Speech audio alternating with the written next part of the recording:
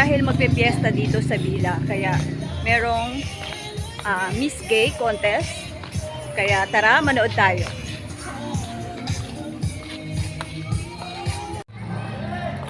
So ayan, pupunta na tayo kung saan gagawin ang Miss Gay.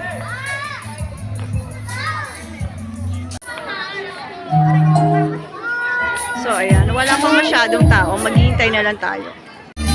So ayun guys, hindi pa nagsisimula pero maaga tayong pumunta dito para may maupuan tayo. Ayan, update ko kayo later. Bye. So ayan guys, ang dami ng tao pero hindi pa rin nag-i-start. Ayan. Stella, can you hear guys? Palakpakan naman tayo guys. Hindi ko pa, kailangan mas malakas pa guys. Good evening, Villa Estela! Ayan, yan ang energy na hinahanap natin. Okay, isang magandang gabi once again sa lahat po ng taga-Villa Estela para po sa ating opening words. Estela is excited na! Guys, lahat ba excited na to meet the queens? Ayan.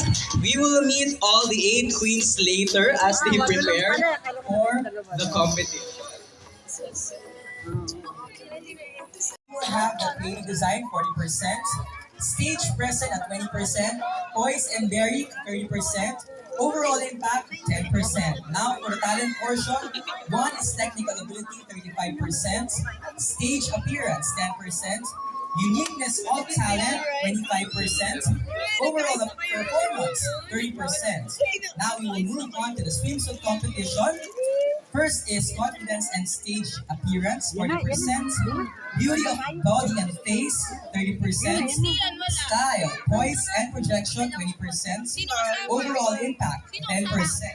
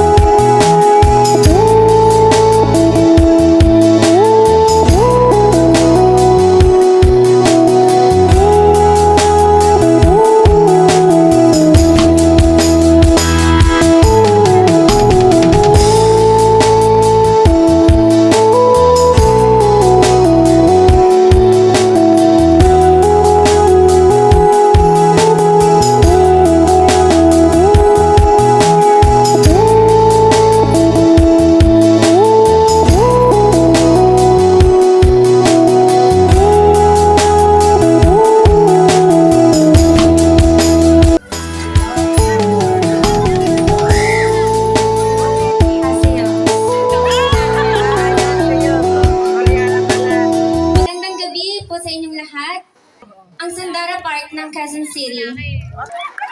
Maraming salamat. Statistics is 35, 23, 35. Ladies and gentlemen, candidate number 2, Sandara Park. 32, 24, 36.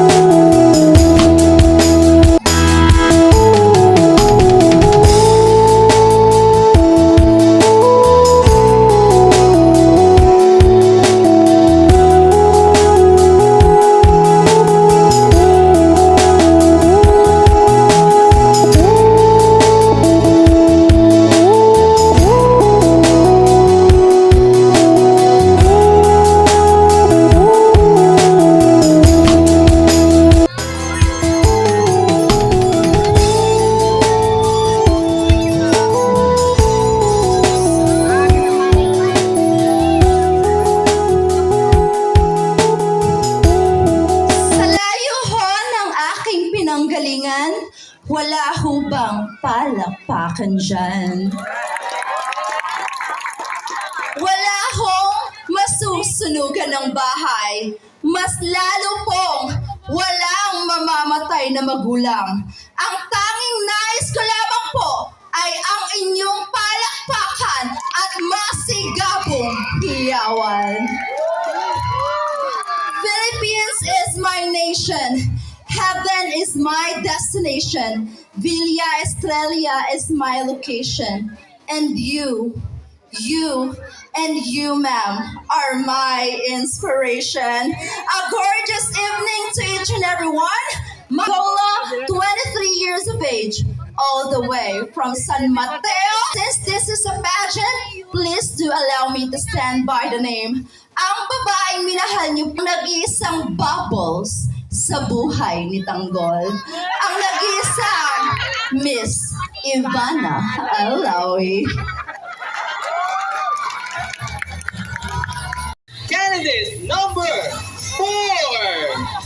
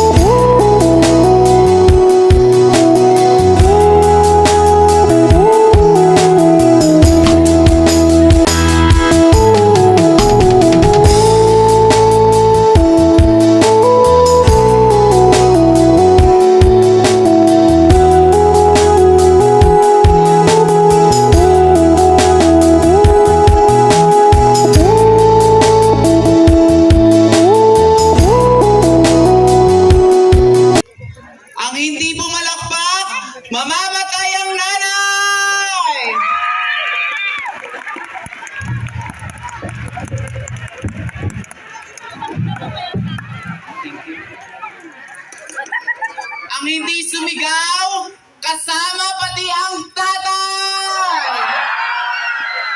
Good evening, ladies and gentlemen. Mali all the way from the Binalayan Festival of the Philippines.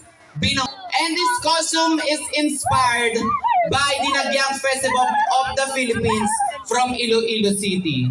It is not how big, how elegant, and extravagant your costume is, but rather is how you give life and justice to the costume that you are wearing. Sabihang, hindi bastos, pero kapupulutan nyo ng aral.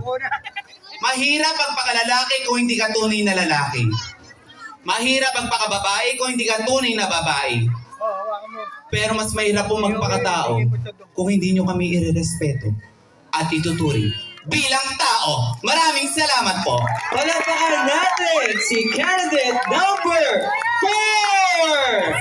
4!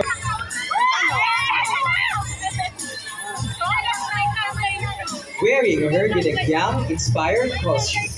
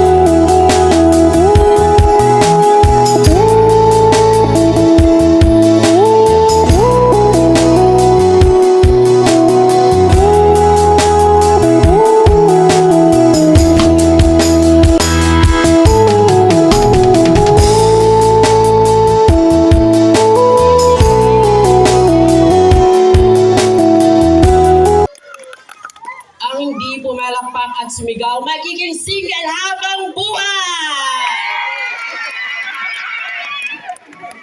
Dito tayo yung nakasita. Mga sumpaan. Nakasabay-sita mo. Sila daw ni Shelo, tita tayo. Ang aking kasuotan ngayon ay parte ng ating metodolohiya o ang metodolohiya ng Pilipinas. Aking suot ngayon ay isa sa mga diyosa ng ating bansa na pinaniniwalaan ng ating mga ninuno. Ako nga pala ang diyosa ng buwan, ang inyong nag-iisang diyosa, Libulan. Pilipinas 2013 at naging third runner-up sa Miss Universe, Miss Ariela Arida, na nag-iiwan ng isang katagang. Ang buhay ay maikli lamang, kaya dapat nating lasapin at ating pagyamanin. Parang tulad ng ating mga magulang, nag-iisa lang sila, ating pahalagahan. Ang tatay nyo, o kaya naman, ang boyfriend nyo.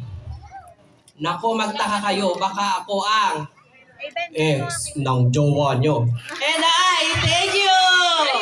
Let's give it up for candidate number 5!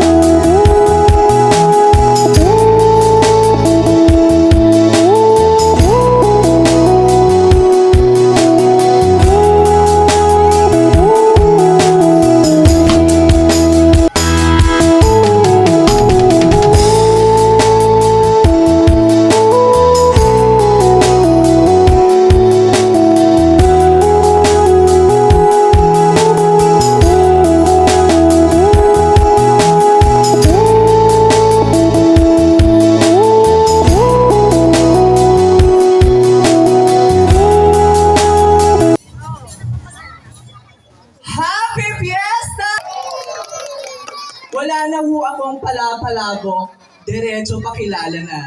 Di yung gabi, hayaan niyo ipakilala ang minsang ipinaglaban ng ating bandera. Your Miss Universe 2023, Michelle D.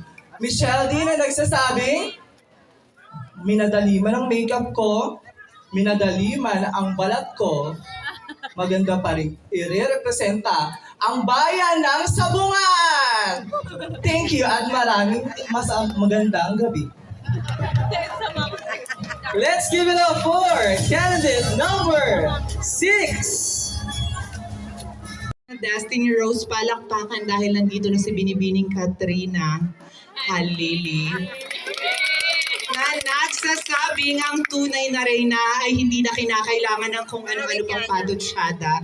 Hayaan na lamang po natin ang mga intelihenteng hurado ang humusga kung sino ang dapat hiranging reyna. At isa lamang muling katotohanan sa ating lipunan, sa lipunan ng kabaklaan, kapag maganda ka, dapat may utak ka dahil ayan ang tatak ng tunay na batang kontesera. Good evening.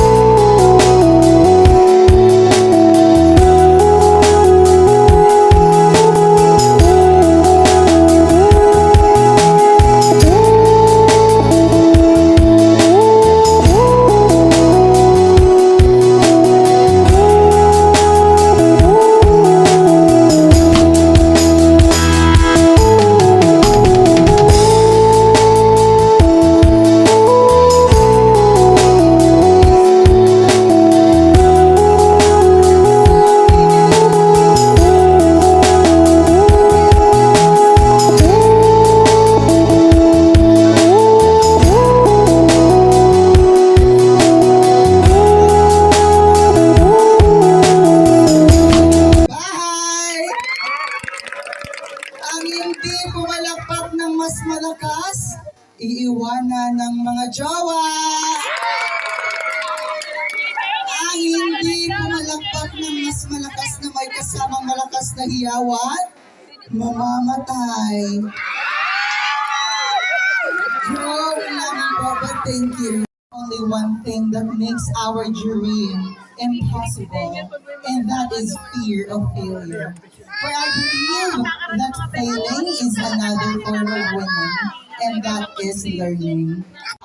For I always believe that the panel board of judges are credible and know what they are doing to distinguish the real Queen for tonight. I am your candidate number 1, saying, I love you all. Thank you.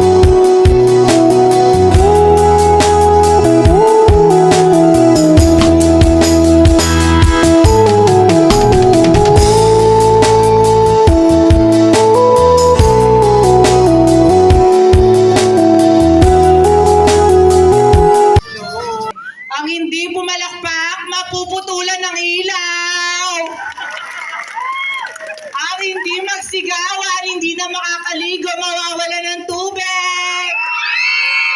Eh, di nauga kayo ngayon.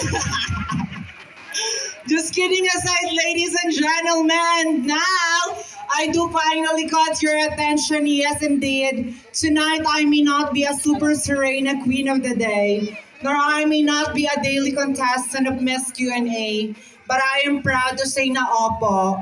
Minsan nyo na po akong napanood sa palabas na Kapuso Mo, Jessica Soho. Isa po sa mga batang na-discovering konti series sa gabi at estudyante naman po sa umaga. I am a proud valedictorian student from Do, and I am currently taking Bachelor of Science major in. Next up, let's meet candidate number 8.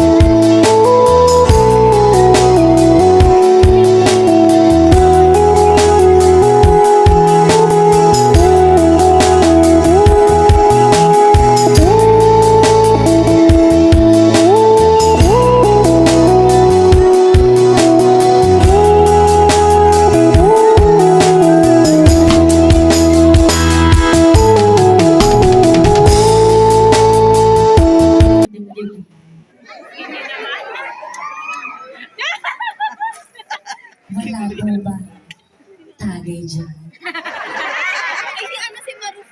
Wala po ba? Charot lang po. Seryoso na. Sorry, nakatatlong shot na ako. If you want to be respected as a woman, act like a woman. Because respect is something that you do not demand, but it's something that you must earn. Standing in front of your old stunner, I may not be a graduate of any degree and not a cum laude or not any BS graduate. But I am proud to say that I am currently working as a customer success manager by profession and paying 20,000 taxes per month.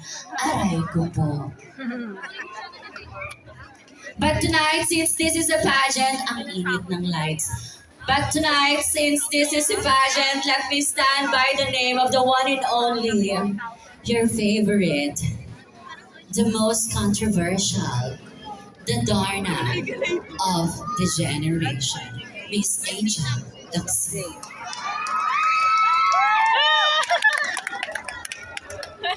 Ding, ang bato.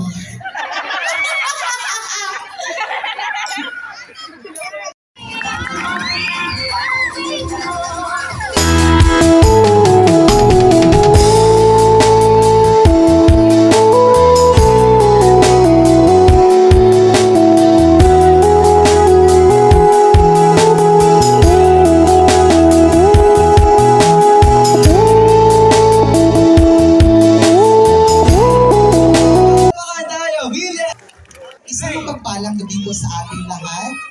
Maaring tonight, iba't ibang talento ang ating matutuklasan. Merong kakanta, sasayaw at kung ano-ano pa. Ngayon pa lamang po as your candidate number 1, ang aking hiling lamang po ay ating buksan ang ating puso't isipan sa aking muting handog para sa inyong gabi.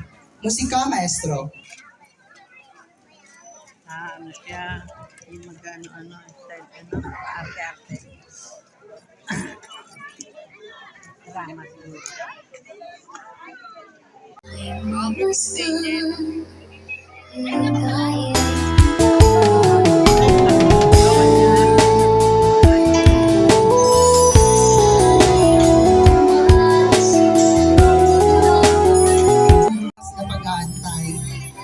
my dearest panel board of judges, and to my audiences tonight, may I present you a very simple painting, a painting of a mother and a child. The very reason why, yes, cute. The very reason why sa bawat sali ko po ng beauty pageants is this picture and this talent, ito po yung aking ipinipresent.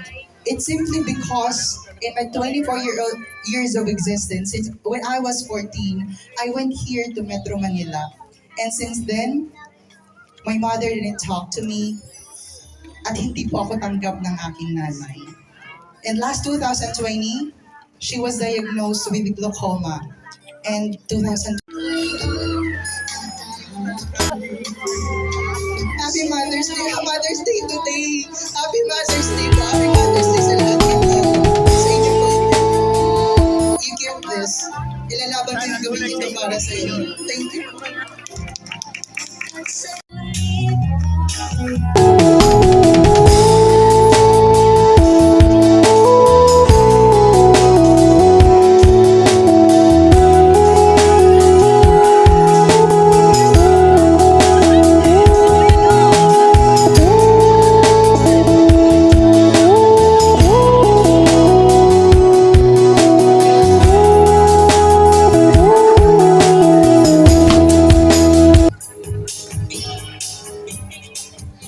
My talent is not just a simple talent, but it shows love, accept. Ever